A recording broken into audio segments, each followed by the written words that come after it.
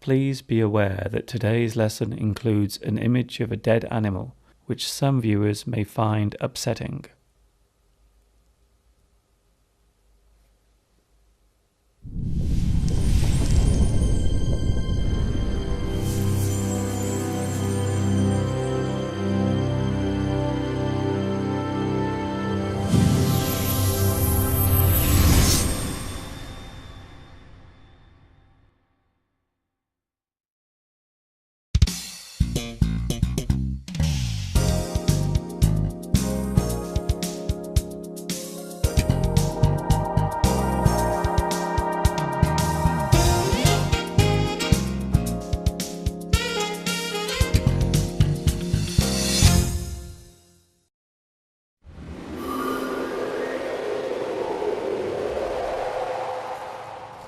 Hi everybody, this is Mr. Duncan in England. How are you today? Are you okay? I hope so. Are you happy? I hope so. In today's lesson, I'm going for a gentle walk out and about to enjoy the English spring sunshine, and you are very welcome to join me.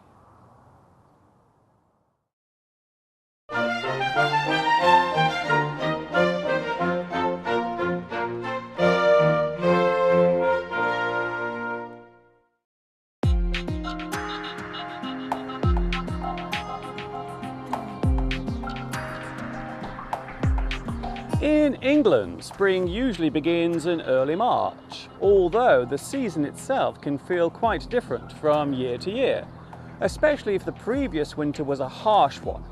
But overall, the signature of spring tends to be the same. The trees which had shed their leaves in the previous autumn will now begin to grow new ones. The tiny buds on these trees will eventually form into new leaves, allowing them to flourish during the approaching summer season.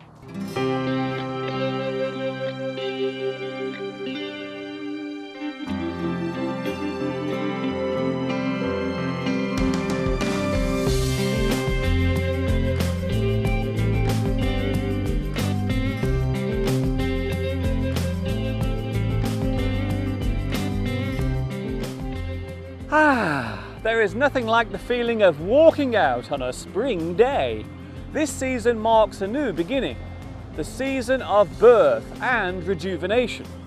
The trees begin to bud and the first flurry of seasonal colour literally springs out for all to see.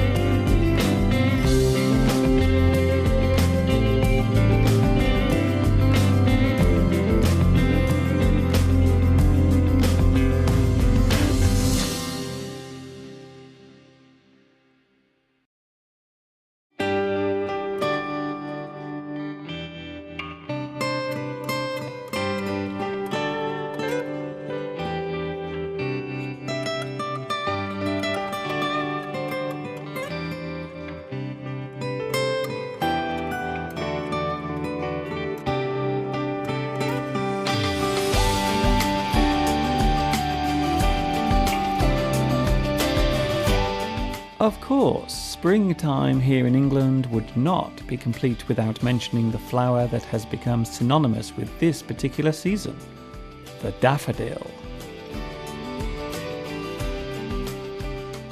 This flower can be easily found during spring in both the countryside and suburban gardens all across Britain.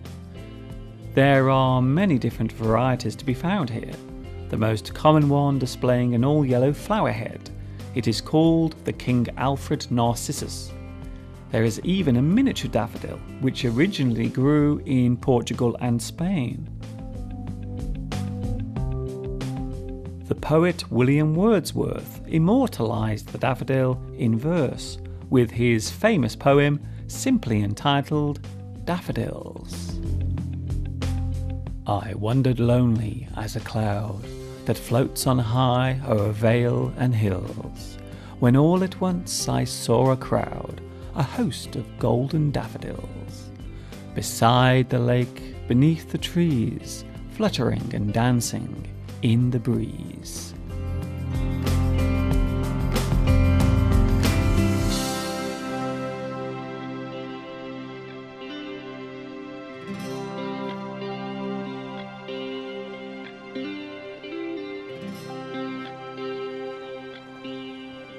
Springtime does not arrive at the same time everywhere in the world.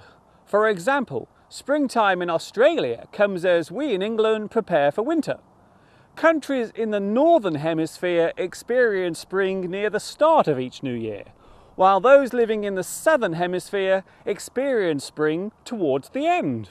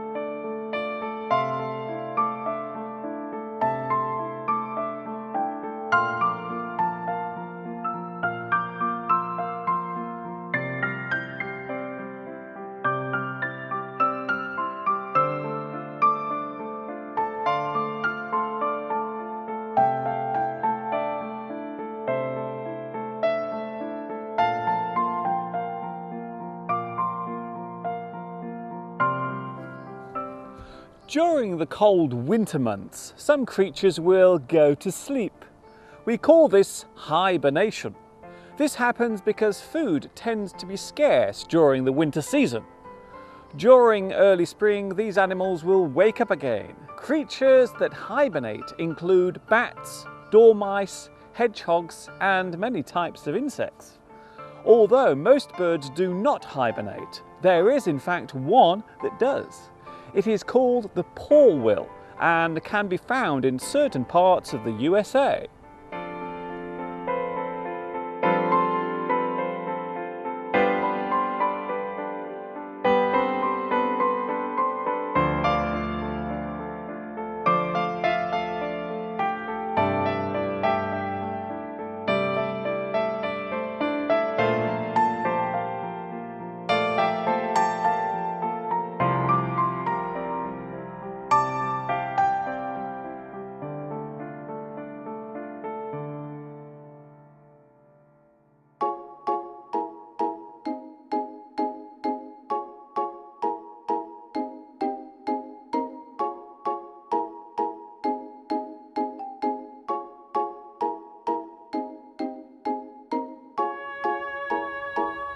Hello, pretty girl bird. Hello, handsome boy bird. Why don't we go away together somewhere? Okay. For most animals, springtime is the season for, well, you know, the birds and the bees and all the other animals get together to make little versions of themselves. Okay, no more beating about the bush. It's the mating season.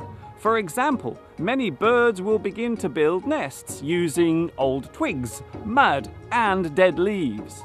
The females will lay their eggs, and assuming that no other predator comes along and eats them, the eggs will hatch out. Many other animals will also begin breeding during spring, including rabbits, sheep, and various other wildlife.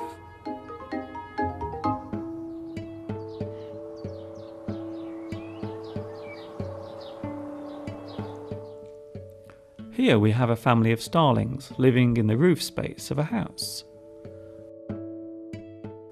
The parents must make regular feeding trips so as to make sure that the youngsters receive all the nutrition they require during their first few days of life.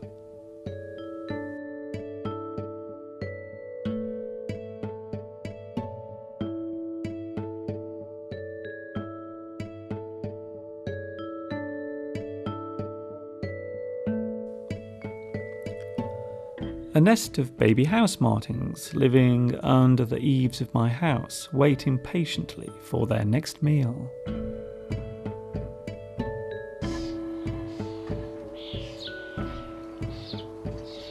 These young starlings are quickly getting used to being near water.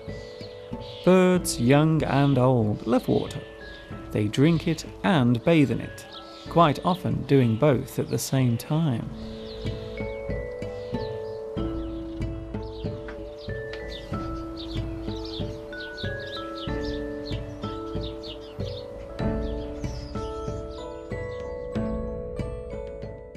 Of course, nature has its downside. Sadly, this fledgling did not survive the early days of life.